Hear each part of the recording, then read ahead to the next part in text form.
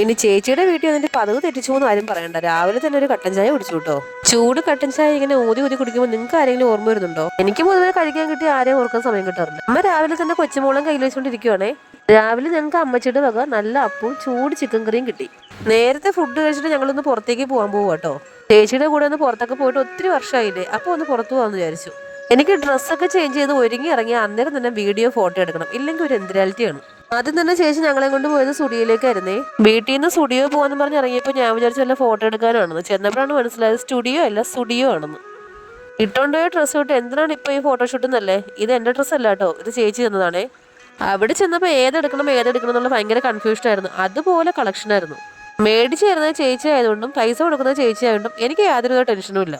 ചെന്നപ്പോഴേ ചേച്ചി പറഞ്ഞു പൈസ എന്നൊരു പ്രശ്നമില്ല, നിനക്ക് ആവശ്യമുള്ള എടുത്തോളാം. ചേച്ചി പിന്നെ മനസ്സറിഞ്ഞ് മേടിച്ച് തരുമ്പോൾ എങ്ങനെ വേണ്ടെന്ന് പറയുന്നല്ലേ. ദൈവമേ, ഒരു 2 കൈ കൊണ്ട് ഉണ്ടായിരുന്നെങ്കിൽ എല്ലാം കൂടെ വാരിക്കൂട്ടി എടുക്കായിരുന്നു.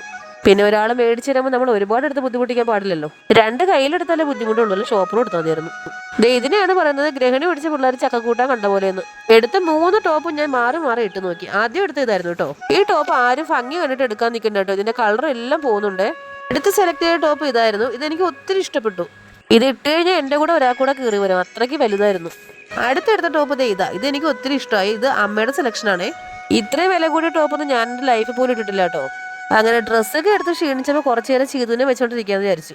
നാട്ടിൻപുറത്തുനിന്ന് ടൗണിലോട്ട് വന്നിട്ടാണെന്ന് തോന്നുന്നു സീതുവിന് ചൂട് ഒട്ടും പറ്റുന്നില്ലായിരുന്നു. അവിടുന്ന് ഞങ്ങൾ നേരെ പോയത് അടുത്ത ചെരുപ്പ് മേടിക്കാൻ വേണ്ടിയിട്ടായിരുന്നേ.